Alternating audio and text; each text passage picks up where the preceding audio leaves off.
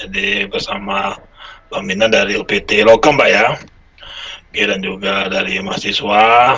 Jadi di sini nanti bisa berbagi ilmu, berbagi pengalaman dari Pak Mina dari UPT Logam, yang mana nanti bisa memberikan motivasi, semangat buat kami dari pengalaman yang mana nanti bisa menjadi bekal untuk mahasiswa dan masih butuh pengalaman Pak dengan di bidang-bidang praktisi terutama. Oke, selanjutnya mungkin langsung aja Pak Mina untuk dibuka dengan materinya, nanti bisa dilanjutkan dengan diskusi atau jawab gitu. Ya, terima kasih. Wassalamualaikum warahmatullahi wabarakatuh. Terima kasih Pak Chris atas pembukaannya dan waktu yang diberikan kepada kami. Sebenarnya Assalamualaikum warahmatullahi wabarakatuh. Waalaikumsalam. Nama saya Nafiul Minan. Saya Kepala UPT Logam Kota Yogyakarta. UPT Logam itu adalah unit kerja di bawah Dinas Perindustrian, Koperasi dan UKM Kota Yogyakarta yang bertugas utamanya adalah satu, melakukan pembinaan kepada IKM, terutama IKM Logam, karena nama kami UPT Logam. Dua, kami pada intinya pada upaya pembinaan itu fokus kepada dua hal. Yang pertama adalah kalau dalam istilah bahasa Inggrisnya itu lessening the gap. Jadi mengecilkan gap, mengecilkan celah antara apa yang diinginkan oleh pelanggan, apa yang diinginkan oleh industri, apa yang diinginkan oleh dunia bisnis dengan apa yang mampu diproduksi oleh IKM. Dan yang kedua, peran kami tema dari pembinaan kami selain lessening the gap, yang kedua adalah enabler. Jadi membuat IKM ini mampu. Jadi yang sebelumnya dia tidak mampu menjadi mampu, sehingga supaya menjadi mampu, upaya-upaya yang kami lakukan, misalnya melakukan pelatihan, pendampingan, memberikan saran, membuatkan alat tepat guna dan lain sebagainya. Nah, kurang lebih seperti itu untuk menggambarkan pembinaan kami itu ujung-ujungnya seperti apa. Kemudian dari resources yang kami miliki, kami memiliki untuk tugas itu kami dibekali dengan resources SDM sejumlah sekitar 21 orang tenaga teknis dari sisi permesinan yang menguasai mesin produksi dan mesin-mesin produksi yang sekiranya itu mendukung pengembangan IKM tersebut. Sebagai contoh, di tempat kami ada beberapa CNC milling, ada 3 CNC bubut, ada mesin bubut konven ada 5, mesin milling manual ada 3, kemudian ada lagi juga mesin injeksi.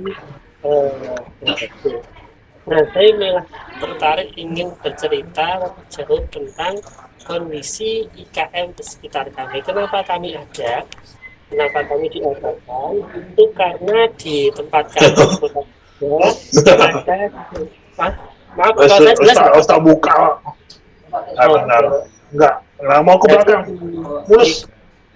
Di kota Jogja itu ada komunitas pengrajin. Biasanya kalau dalam bahasa pembinaan kami disebut dengan sentra IKM. Sentra itu ialah industri kecil menengah. Maaf kalau tadi saya menyebut IKM pada paham apa belum ya? IKM itu artinya industri kecil menengah. Atau industri kecil lah, seperti itu. Jadi di tempat kami ada sentra industri kecil. Disebut sentra karena dia lebih dari satu, jadi katakanlah ada 5 lebih, dan kemudian masing-masing dari industri kecil tadi memproduksi Oh, ada yang toh. sama Oh, atau dengan bahan baku oh, atau komoditas yang sama. Di tempat kami banyak komoditas pengecoran aluminium. Nah, sehingga mesin-mesin dan kapabilitas proses kami adalah kapabilitas yang yang mampu melakukan pembinaan dari sisi IKM yang melaksanakan industri cor aluminium. Maaf ini saya lagi di jalan dan kebetulan berhenti di perempatan ada pengamen, jadi ya mohon maaf ada backsoundnya ya ini ya. Mohon dimaklumi. Atau mau saya berhenti dulu untuk menikmati musiknya? Lanjut saja ya. Iya, Nah, Pak. Mbak Munawi ini mahasiswa yang sekiranya sudah paham toh proses pengecoran itu seperti apa? Ya saya anggap saja sudah paham. Jadi anyway, kalaupun misalnya ada yang lupa, saya ingatkan sedikit saja bahwa proses pengecoran itu intinya kan adalah satu, bagaimana cara melelehkan aluminium. Jadi perlu perlakuan pemanasan, terus kemudian kedua perlu pemahaman paduan apa campur apa menjadi apa dan sifatnya seperti apa. Dan yang ketiga adalah perlunya molding, perlunya cetakan. Nah sebenarnya PT Logam itu awalnya itu hanya untuk membuat molding saja, karena dianggap untuk proses metalurgi IKM sudah mampu. Tapi untuk proses pembuatan molding mereka perlu dibantu. Nah, makanya PT Logam itu sebenarnya awal-awalnya fokus di bagian pembuatan molding saja awal-awalnya. Jadi IKM dianggap ya memang saja nggak, memang pasti tidak mungkin dia punya mesin yang diperlukan untuk membuat molding. Bayangkan IKM mesin kecil beli mesin CNC milling dengan harga miliaran itu kan nggak mungkin. Makanya pemerintah menyediakan mesin CNC milling dengan harga miliaran supaya kalau IKM membutuhkan molding, mereka tinggal datang saja ke PT Logam dan nanti kita buatkan, kita fasilitasi pembuatannya dengan berbayar, tapi mestinya tidak dengan harga yang harga yang biasa, harga rakyat gitu. Dan setelah kami lama di memberi fasilitasi molding tadi, ternyata tidak seperti itu. Jadi ternyata sulit sekali untuk mengajak masyarakat untuk bisa mau beralih menggunakan molding tetap, karena sebelumnya mereka menggunakan molding pasir. Untuk beralih ke molding tetap itu sulit sekali dan tidak semuanya mau untuk beralih, karena juga pasarnya juga berbeda, terus kemudian perhitungan HPP-nya juga berbeda dan seterusnya, sehingga tidak mudah. Maka dari situ kami belajar lagi bahwa untuk penggunaan industri kecil tidak melulu hanya dengan melihat dari satu aspek saja, aspek fasilitasi proses tidak cukup, perlu dengan fasilitasi yang lain. Nah, setidaknya dari situ kami mendefinisikan bahwa kalau IKM itu industri itu berinovasi, terutama industri kecil, mereka harus diberikan fasilitasi inovasi dari 4 hal. Yang pertama yaitu inovasi yang kemarin coba kami lakukan, yaitu inovasi proses. Kami mencoba mengajak mereka menginovasi proses dari semula proses sand casting dengan menggunakan cetakan dari pasir. Kami ajak mereka untuk berinovasi ke molding tetap. Dan tidak hanya itu, kami juga mengajak mereka berinovasi dari semula hanya dari gravity beralih menggunakan mesin eh, casting yang bertekanan, yang pressurized. Contohnya dengan mesin injeksi. Kemarin juga sempat dengan mesin spinning casting. Itu upaya-upaya yang kami lakukan untuk menginovasi mereka dari sisi proses. Yang kedua, selain inovasi proses, mereka sebenarnya IKA industri kecil juga menurut hemat kami perlu dilakukan inovasi dari sisi material. Tadi kami sebutkan eh, pemahaman metalurgi ini hal yang utama. Jadi kebetulan IKM di tempat kami itu memproduksi banyak alat masak, wajan, terus kemudian kami menyebutnya ketel yang digunakan untuk meliwet, terus kemudian soblok, mereka kami menyebutnya soblok, lalu di tempat lain disebut dengan dandang, dan seterusnya. Jadi alat masak seperti itu. Eh, Alat-alat masak seperti itu ya dari dulu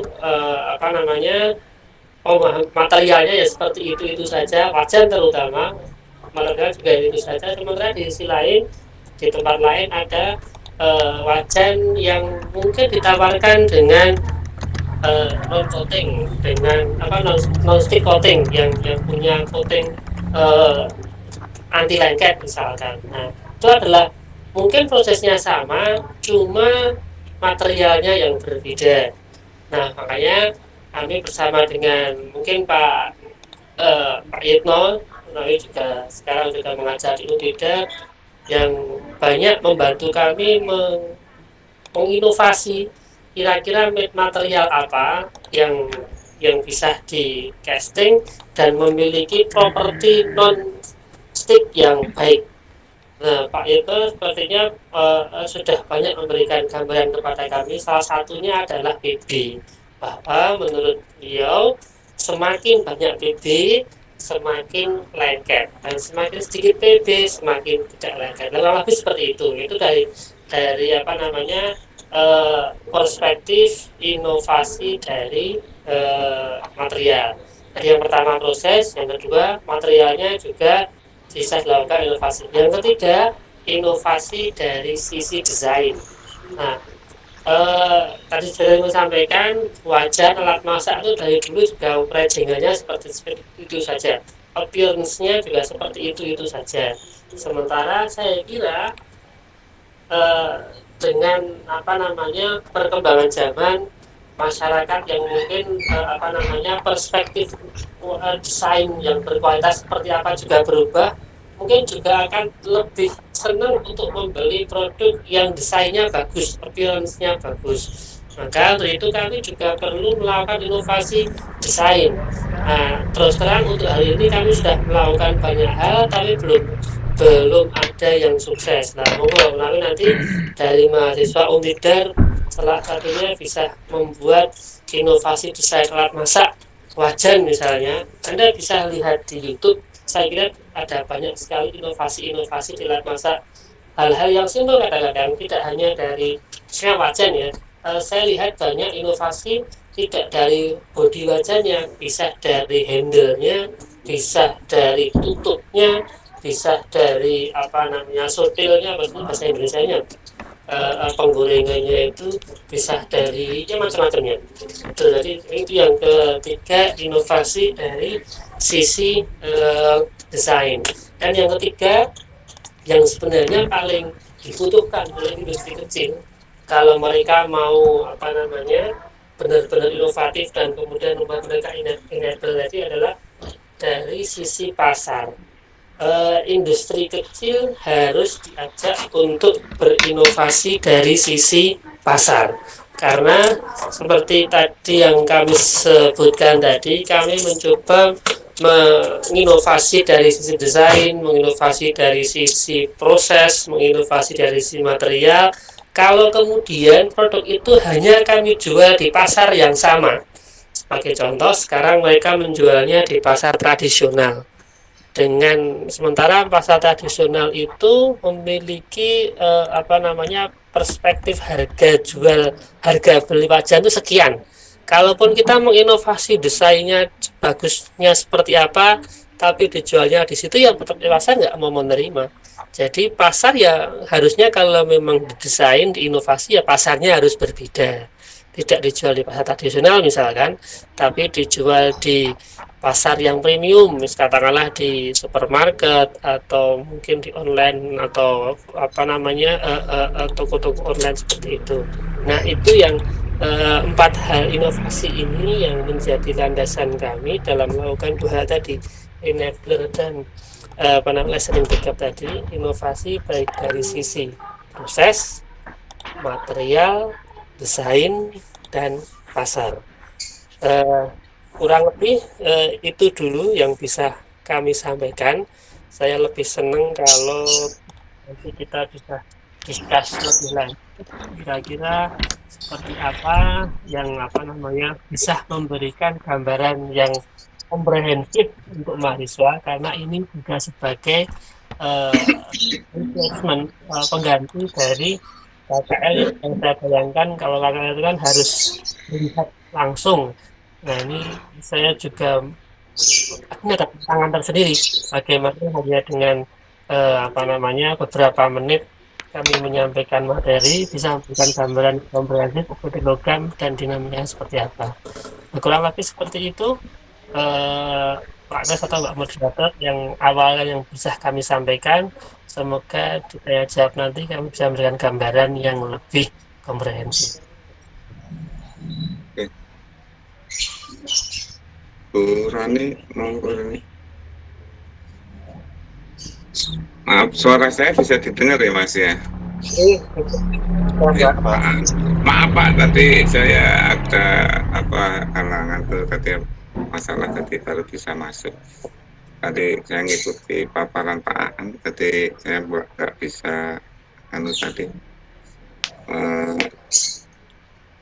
ngikuti dari awal Pak. Nah, mungkin untuk acara selanjutnya kalau mahasiswa yang ingin bertanya, saya kira sesi ini silahkan dari mahasiswa yang ingin ditanyakan karena ini sebagai bahan dari KKL nanti. Silakan. Ya, izin bertanya Pak.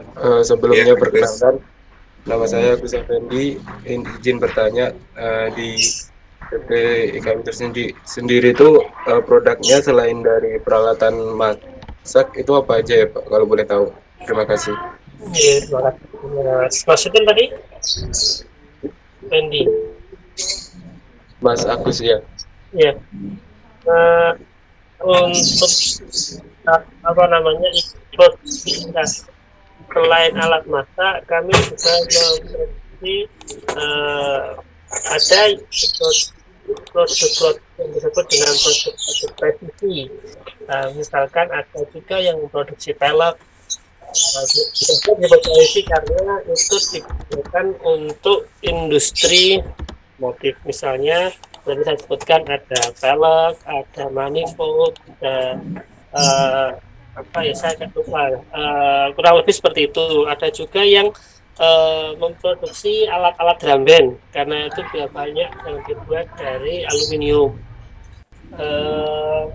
Kemudian ada juga yang memproduksi karena cetak pasir kan luas sekali, apa banyak yang bisa diproduksi dengan metode cetak pasir, banyak sekali memproduksi aksesoris macam-macam, bahkan apa namanya kemarin juga ada yang memproduksi untuk main di masjid apa namanya untuk second skin itu, juga kemarin ada yang untuk memproduksi patung Yesus itu juga pernah ada di kali ya kurang lebih seperti itulah, karena intinya kan kalau kalau casting itu asalkan kita bisa budget makanya kita bisa buat produk itu.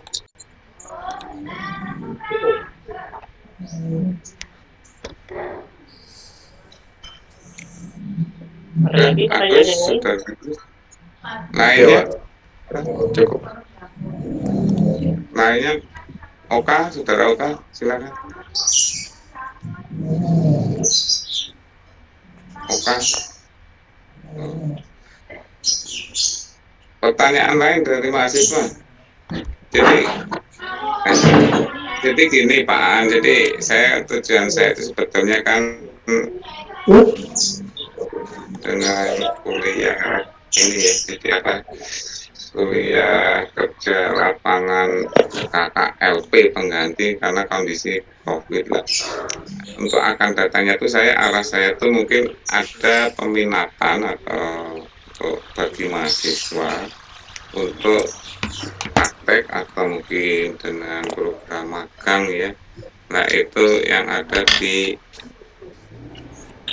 apa istilahnya dinas di Pak Aan pimpin. Nah, itu arah saya ke situ. Jadi di samping untuk menutupi KKLP pengganti ini juga nanti mahasiswa bisa tertarik ke arah untuk dinas yang Bapak pimpin untuk magang lah. Mungkin saya nggak ngikuti dari awal nih Mas Mas. Jadi mungkin sebenarnya di UPT itu divisi apa saja sih Pak yang bisa dimungkinkan bagi mahasiswa mesin ya Pak ya untuk umpamanya praktek kerja praktek ataupun magang nantinya dengan adanya MPKM itu di tempat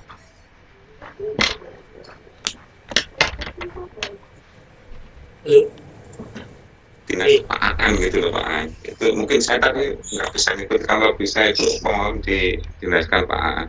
Terima kasih Pak Aan. Ya, terima kasih Pak Nur. Untuk magang atau PKL atau kerja praktek atau kemudian pada skripsi S2, S3 itu kami banyak menerima Pak. Apalagi seperti pandemi ini, di mana banyak sekali industri lain yang relatif menolak tenaga PKL itu. Akhirnya mereka pada datang ke tempat kami, sehingga untuk saat ini bahkan banyak sekali Pak. Dan mahasiswa-mahasiswa yang melaksanakan PKL atau kami ya kami bebaskan saja, jadi sesuai dengan tema yang mereka inginkan. Ada yang mengambil dari sisi maintenance, ada yang dari sisi desain, ada produksi. Silakan saja, asalkan kami bisa dan kuotanya masih ada. Terus terang kami juga sering menolak Pak, karena sudah banyak sekali Pak. Jadi saat ini mungkin jumlah karyawan kami dengan jumlah mahasiswa yang PKL itu lebih banyak yang karyawan kami itu 21 orang, yang PKL itu bisa lebih dari 30 sampai 40-an Pak. Itu kata kami gilir. Nah, terus kemudian terkait dengan peminatan, kami sebenarnya saat ini sedang senang-senangnya atau sedang semangat-semangatnya untuk membawa UPT Logam ini tidak hanya dari sisi manufaktur. Jadi kami ingin memperluas, mengekstensifikasi peran UPT Logam dalam pembinaan dari manufaktur, terutama dari sisi kreatif. Sehingga dulu pernah kami sampaikan waktu kami diundang di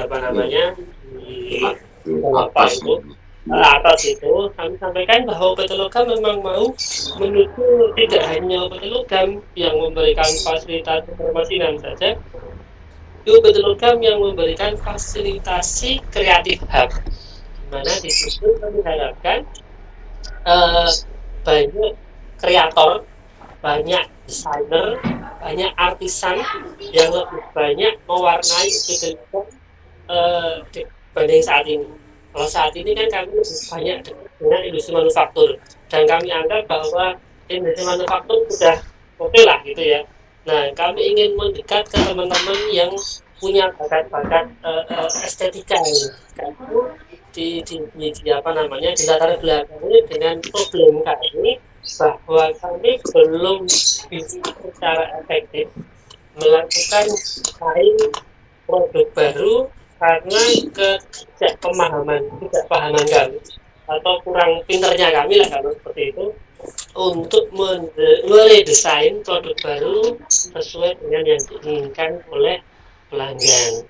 Kalau dari sisi proses produksi, Allah banyak bantuan yang kita dapatkan. Tapi kalau apa namanya proses desain, berkali-kali desain yang kami buat itu kurang nendang gitu lah. Jadi ketika ditawarkan ke pasar tidak apa namanya disambut dengan positif. Nah, kami sebenarnya sangat mengharapkan kalau ada teman mahasiswa yang biasanya kreatif-kreatif ini bisa membantu kami membuatkan desain-desain yang kiranya bisa diproduksi massal oleh PT Logam. Dan bahkan untuk itu tahun depan besok kami akan mengadakan semacam kurasi talent gitu ya.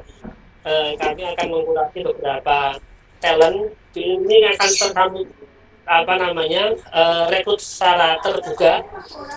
Terus kemudian kami butuh 8 orang. 8 orang ini nanti akan kami berikan honor yang insya Allah saya cukup lah selama 4 bulan. Kemudian kami minta mereka, kami akan mengupgrade mereka dengan kami berikan materi-materi tenaga ahli dari sisi 1 HKI, 2 manufaktur, dari sisi pasar dan dari sisi bisnis.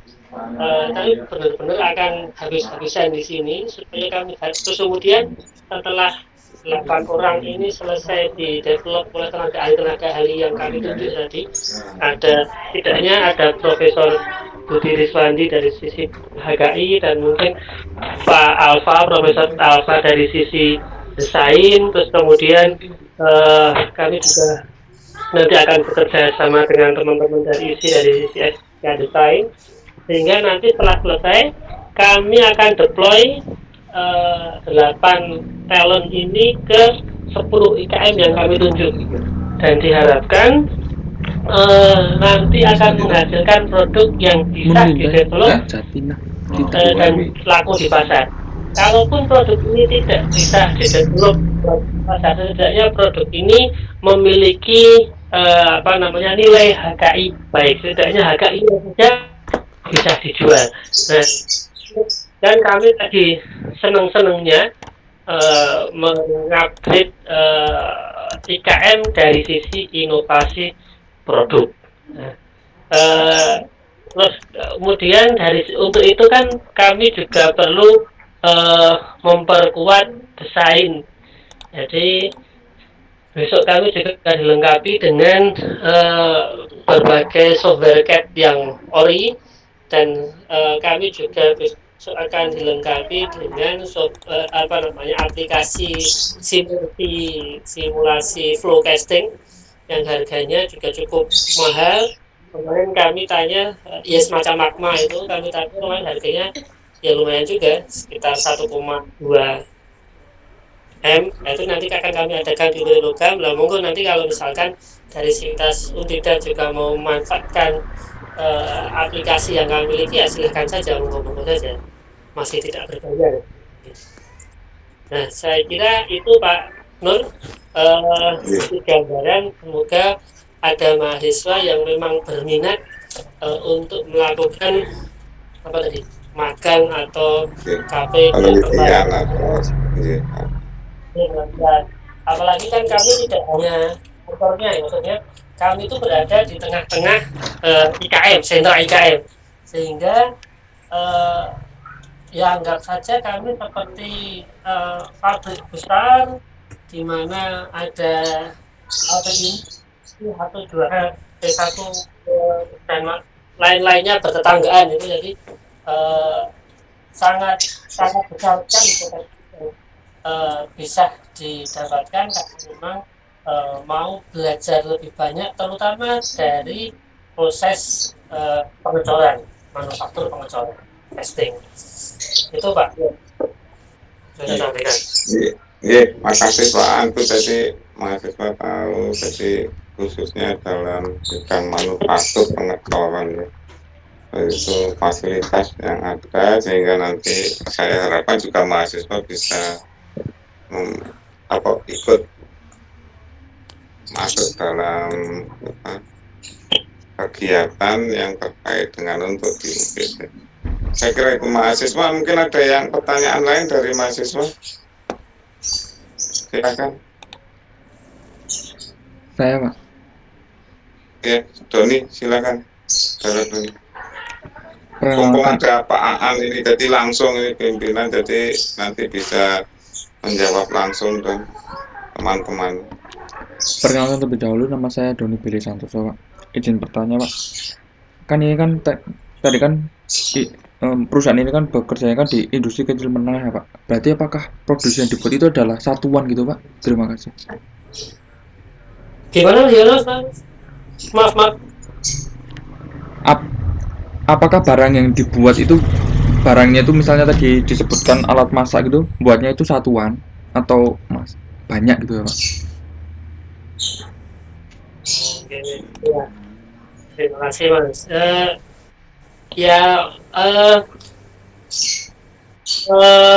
Kebutuhan bahan baku yang diproduksi oleh sentra IKM kami per hari itu 31,5 ton per hari. Jadi Anda benar bisa bayangkan 31,5 ton per hari loh itu 31,5 ton. Itu wajan itu satu itu bobotnya sekitar berapa ya, setengah kilo atau enggak sampai itu. Anda bisa bayangkan berapa banyaknya produk yang kami produksi per hari. Kalau bahan baku yang kami bakar per harinya itu 31,5 ton. Itu nggih gambarannya. Kalau tadi ada yang apakah satuan, tentu saja tidak. Kami produksi sampai 31,5 ton per hari. Ton.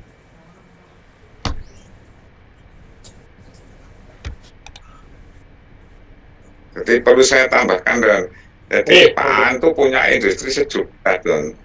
Jadi industri pengecoran 1 Jogja. Dalam arti beberapa industri tapi di bawahnya Pak Aan gitu loh Dan. Jadi ada seperti Pak Bambang juga ya Pak Aan ya, Pak Bambang terus itu ya, diantaranya produk-produk wajan ya.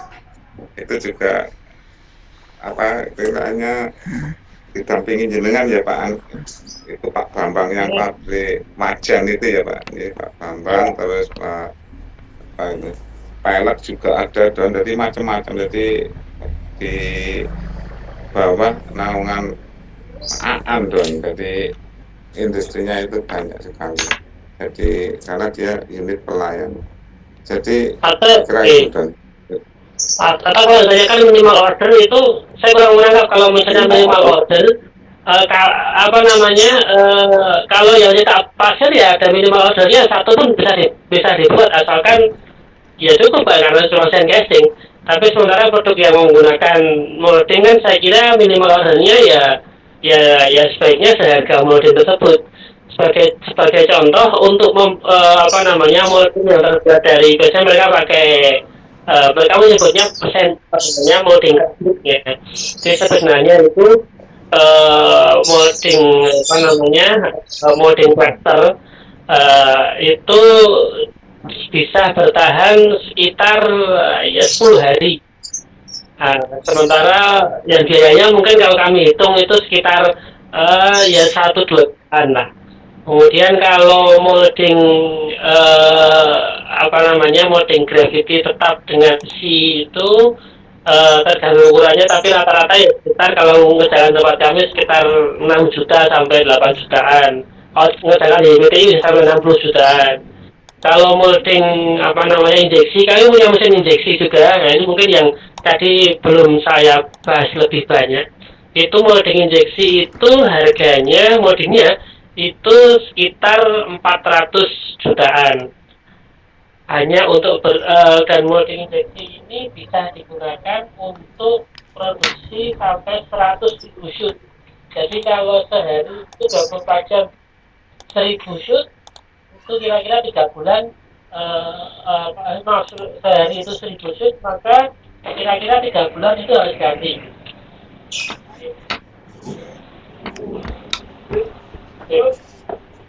Jadi untuk mengetahui minimal ordernya proses injeksi itu adalah tergantung dari molding yang mau dipakai, molding apa, kurang lebih seperti itu. Lalu ini saya berikan sedikit gambaran ya.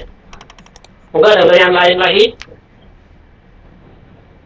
Jadi kalau ya Pak, sifatnya menerima mass product juga job order gitu ya secara kasar Pak. Ya, Ya itu. ya, betul. Jadi, Oke Pak, kalau seperti itu.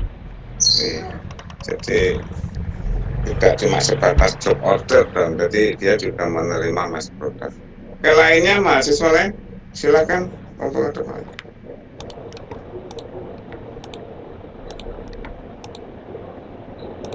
Mungkin Bapak Ibu dosen lain kalau mau bertanya. Oke, tidak ada. Kalau tidak ada, Saya lanjutkan saya kan kira ini saya cukupkan. Oh gitu, oke. Mau dilanjutkan aja Pak An. Ini Lanjutkan saya aja Pak An. tambah tentang mesin injeksi karena tadi sepertinya saya belum banyak apa namanya membahas tentang mesin injeksi.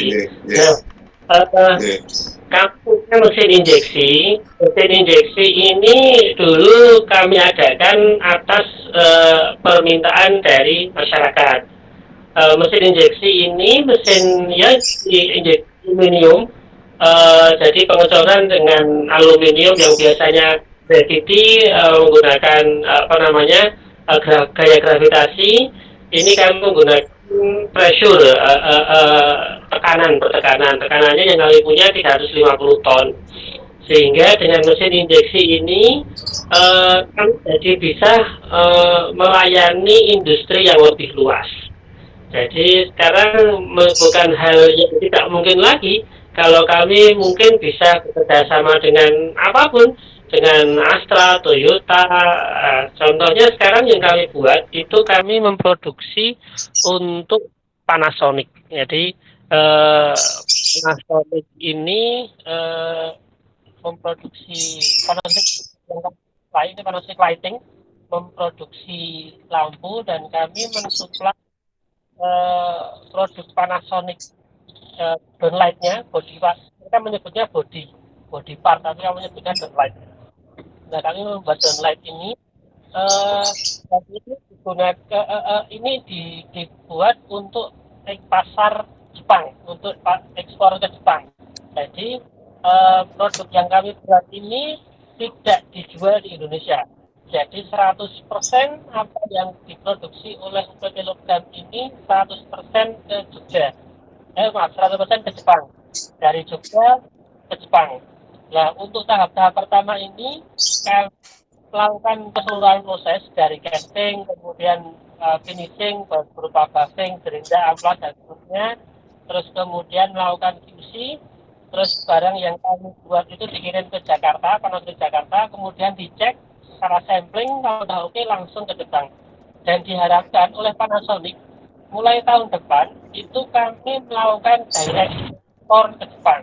Jadi dari Jogja, dari tempat kami ke Jogja sudah di-pack di kardus, langsung dikirim ke Jepang, entah melalui Semarang, entah melalui Surabaya, entah melalui Jakarta, terserah. Yang penting Panasonic mengharapkan kita harus mampu, mereka sudah didorong nih oleh Panasonic, kita harus mampu untuk melakukan direct ekspor ke Jepang.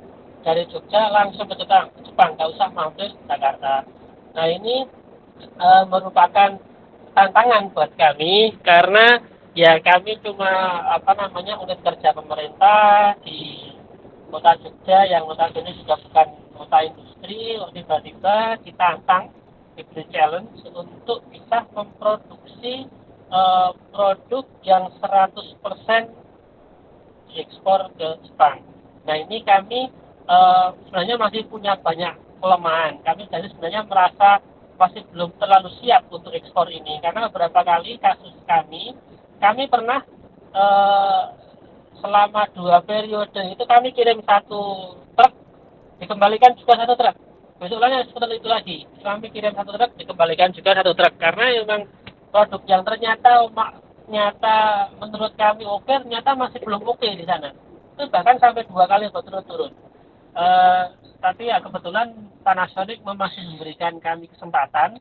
Jadi dan sekarang problem itu tidak lagi ditemukan. Jadi kami diberi kesempatan dan ya kami agak ragu juga. Mungkin kalau pengembaliannya dari Jakarta ke Jogja, oke lah. Tapi kalau dari apa namanya Jepang dikembalikan ke Jogja saja kan kosnya luar biasa besarnya. Nah ini yang masih menjadi tantangan di tempat kami. Jadi saya kira menarik juga kalau nanti ada mahasiswa yang tertarik untuk melihat dinamika itu, bahwa industri itu sebenarnya tidak hanya dari sisi bagaimana Anda bisa membuat, tapi bagaimana Anda bisa terus-terusan membuat. Nah ini berbeda ya. Bagaimana kita tidak hanya apa yang kita bisa kita buat, apa yang kita bisa terus-terusan buat dengan kualitas yang stabil, dengan kuantitas yang stabil. Itu dua hal yang berbeda. Sehingga ketika kemudian kita banyak berbangga, kalau kemudian kita merasa kita bisa, itu belum cukup. Karena seperti tempat kami bisa membuat seperti itu. Tapi ketika kemudian kami ditantang oleh Panasonic, coba bisa nggak mensuplai kami rutin 5.000 per bulan dengan kualitas yang stabil, ternyata kami nggak bisa. Kami memang bisa membuat 1, 2, katakanlah 100 bisa. Tapi ketika dengan menaikkan kualitas dengan level kualitas yang sama, itu hal yang berbeda lah. Itu membutuhkan kerja keras, tidak hanya sekedar bisa, tapi harus stabil, harus rutin, butuh sistem dan seterusnya. Nah ini yang seringkali kami rasa tidak diajarkan di dunia pendidikan. Mohon maaf, kami juga dulu pernah kuliah. Di tempat kuliah kami tidak diajarkan bagaimana menstabilkan proses. Itu tidak ada. Memproses sesuatu, iya. Menstabilkan proses itu hal yang berbeda.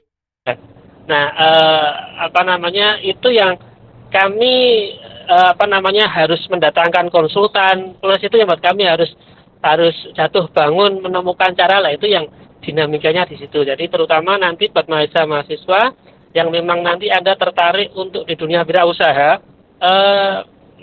ya setidaknya apa yang kami sampaikan tadi bisa dicatat bahwa memproses dengan menstabilkan proses itu dua hal yang sangat-sangat berbeda.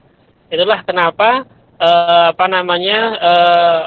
kelihatannya memang sepele, jadi menstabilkan proses koyo ngono aku ya iso gawe. Iya, bisa buat kalau cuma 1, 2.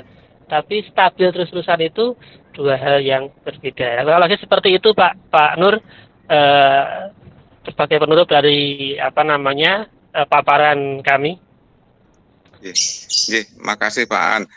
Jadi ya memang gitu Pak. Bikin 1, 2 barang tuh mudah, tapi kalau sudah ditantang beribu-ribu itu persoalan tersendiri, apalagi untuk industri atau industri menengah ke bawah Pak An. Itu memang problem itu.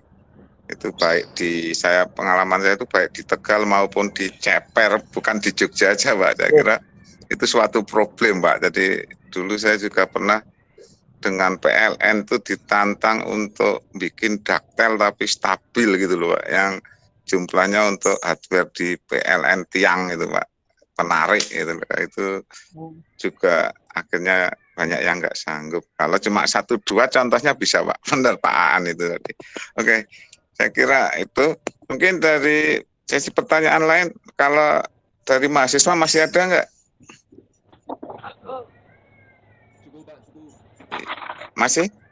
Masih ada yang mau bertanya? Kalau tidak ada, saya kira kuliah KKL pengganti hari ini saya akhiri sampai di sini, dan saya terima kasih sekali Pak Aan yang telah meluangkan waktu ya Pak Aan. Jadi nanti menggunakan waktu karena ini mungkin Pak Aan libur, saya paksa karena minggu depan Pak Aan ada acara padat mungkin. Nah, untuk masalah hubungan lain Bu Rani biar yang Pak menghubungi Pak Aan, saya kira untuk administrasi. Dan saya ucapkan terima kasih sekali lagi Pak Aan, minta maaf mungkin kalau mungkin ada kesalahan kami dan mahasiswa dalam hal menerima Pak Aan dalam kuliah online ini Pak Aan. Terima kasih dan selamat berlibur Pak Aan. Oke, teman-teman Pak Nur dan teman-teman di Unida. Saya maaf loh, ini maaf saya baru bisa masuk tadi. Terima kasih Pak. Pak, waktunya untuk kami. Pak Tisma itu. Gimana Pak Tisma? Terima kasih. Iya, saya nggak tahu ini bukan saya karena Pak Aan kemarin tuh minggu besok sudah nggak bisa Pak Tisma ke Bandung, jadi waktunya mepet, kita dikejar tanggal 23 harus lah, akhirnya Sabtu. Oke, saya kira itu Pak Aan, terima kasih saya. Ya. Ketemu lagi kapan-kapan saya hubungi Pak Aan. Nun. Kita mahasiswa udah bergabung. Ya, terima kasih, Pak. Terima kasih. Dah ya. Bapak Nur. Terima kasih. Thank you. Mahasiswa nanti absen saya share di lewat ya, absen. Terima kasih. Iya, baik, Pak. Pak.